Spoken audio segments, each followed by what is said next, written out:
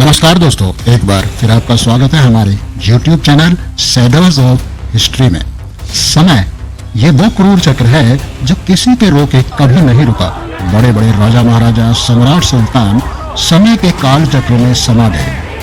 अभी मात्र लगभग 2 महीने पहले की ही बात है, 20 सितंबर 2022 का दिन, जब केजरीवाल गुजरात वडोदरा एयरपोर्ट से निकले तो उनके स्वागत में गुजरात की जनता ने मोदी मोदी मोदी के नारे लगाए। इसके लगभग 2 माह यानी 27 नवंबर 2022 को अचानक तस्वीर बदल गई और बीजेपी के सबसे बड़े नेता नरेंद्र मोदी जी गुजरात चुनाव में प्रचार हेतु आए तो लोगों ने उनके रास्ते में खड़े होकर केजरीवाल केजरीवाल केजरीवाल के नारे लगाए। कुछ ही समय में ये तस्वीरें कैसे उल्ट गई। मोदी मोदी मोदी के नारे केजरीवाल केजरीवाल केजरीवाल के नारों में कैसे बदल गए। वही गुजरात की जनता थी और वही गुजरात, फिर अचानक ये फेरबदल कैसे मुमकिन हो गया।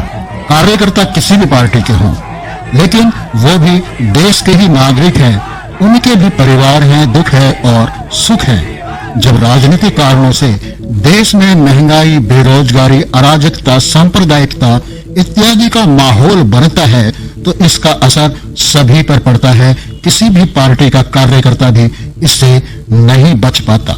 दरअसल हम अपने मोदी वर्सेस केजरीवाल वाले वीडियो में भी बता चुके हैं कि मोदी जी परंपरागत राजनीति करते हैं। उनकी इस राजनीति से सामान्य जनमानस की जिंदगी पर कभी भी कुछ भी फर्क नहीं पड़ता।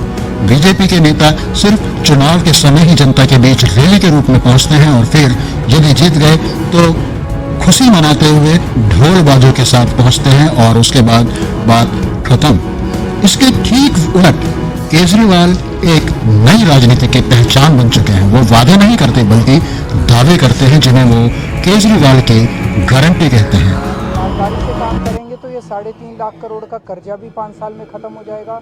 गुजरात सरकार भी पॉजिटिव में आएगी।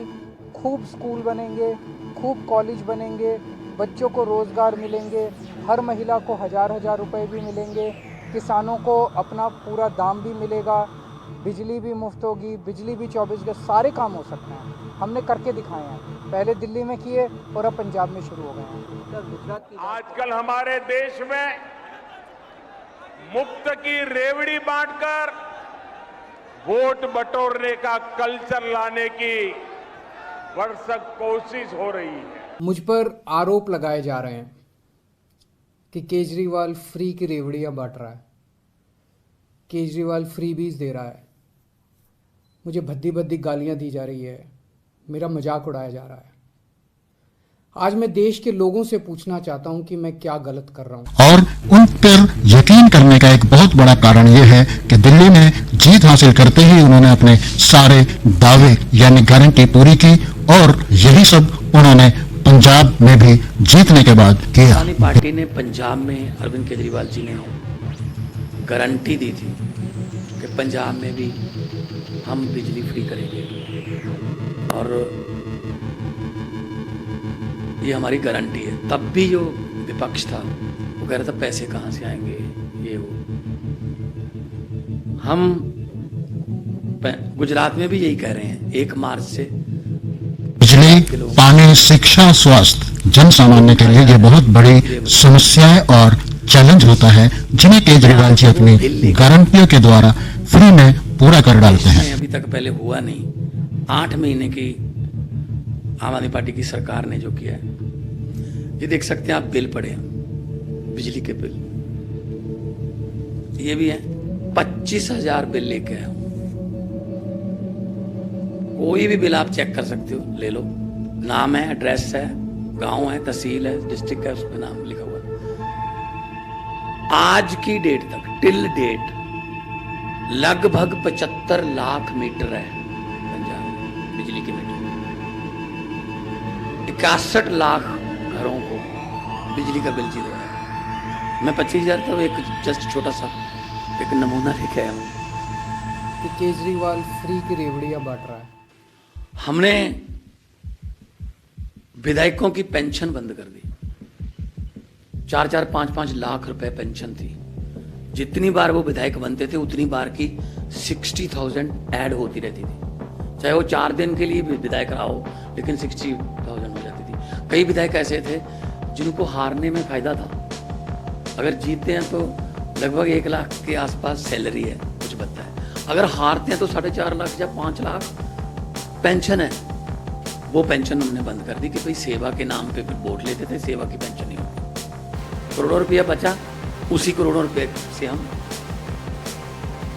खजाने में डालकर ये चीज़ें कर रहे हैं। तो ये फ्री की रेवड़ी कैसे है?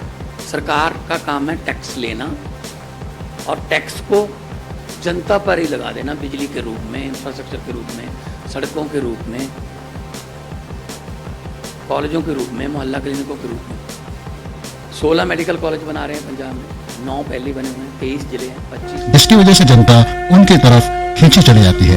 और क्योंकि केजरीवाल इन वादों को न सिर्फ करते हैं बल्कि चुनाव के बाद उन्हें पूरा भी कर डालते हैं, और इस तरह चुनाव समाप्त हो जाने के बाद भी वो अपनी इन गारंटियों के द्वारा हर समय, हर पल, हर महीने जनता के साथ अगले लगातार 5 साल तक खड़े दिखाई देते हैं। यही वजह है कि उनकी रैलियों में अपार जनता खींची चली आ रही है।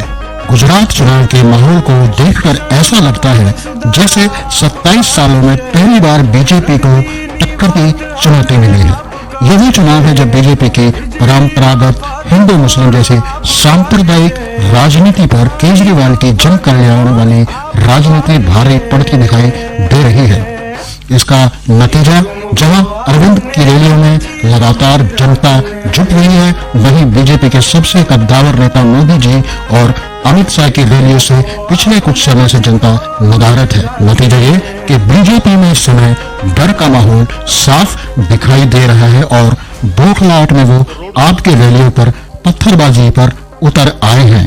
मनोज, भाजपा के कुछ मुंह से ही दिख सकते हो आपके वो लुखे कैसे असामाजिक तत्व थे, वो सब तत्वों रैली पर हमारे पर केजरीवाल जी पर पत्थर बरसा रहे हैं। हम कहना चाहते हैं ये लुखे तत्वों को, भाजपा वालों को, कि इस तरह पत्थर बरसाने से मत नहीं मिलेंगे। हम लोगों के दिख जले, लोग हम पर फूल वर्षा कर रहे हैं कि भाजपा के असामाजिक तत्व लुखे लोग ये हमारे पर पत्थर बरसा रहे हैं। में अभी कुछ ही समय पहले आम आदमी पार्टी के नेता अरविंद केजरीवाल पर हमले की आशंका जताई थी। कोई मार के आंख फोड़ दे, मार के गोड़ तोड़ दे, दांत पर टूट जाए। और इसके मात्र कुछ ही दिनों के बाद अरविंद केजरीवाल की रैली में कुछ लोगों ने पथराव कर डाला। चारों तरफ बेरोजगारी, केवल गुंडागर्दी करी है इन्होंने। अभी हम लोग आ रहे थे पीछे से, इन्होंने हमारे ऊपर पत्थर फेंके। बताओ मेरा क्या कसूर है? इन्होंने हमारे ऊपर पत्थर फेंके। अरे मैं इनको कहना चाहता हूँ, 27 साल में कुछ काम कर लेते तो पत्थर फेंकने की जरूरत नहीं पड़ती। अभी 4 दिन पहले इनका एक नेता कहता है, यहाँ ये जायज सा सवाल उठता है कि आखिर इस तरह के हमलों का मनोज तिवारी जो कि बीजेपी के नेता हैं, उन्हें आखिर पहले से ही जानकारी किसने दी, कैसे उन्हें ये पता लगा? ये एक जांच का विषय है।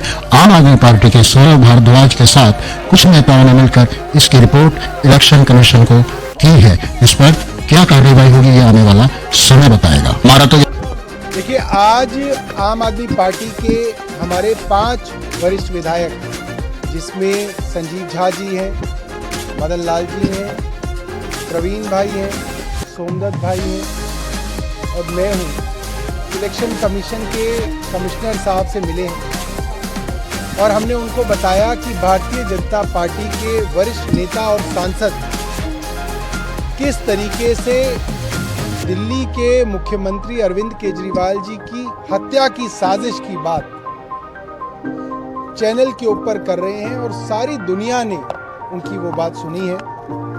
ये साफ दिख रहा है कि जिस तरीके से मुख्यमंत्री अरविंद केजरीवाल जी के ऊपर जानलेवा हमले पहले भी हुए हैं और आप सब लोगों के कैमरे में वो कैप्चर हुए हैं कि किस तरीके से चुनाव प्रचार के दौरान दिल्ली पुलिस का यही कहना है, नेता कोई भी हो, उसे देश के साथ, राज्य के साथ साथ अपने देशवासियों के कल्याण पर भी पूरा ध्यान देना होगा।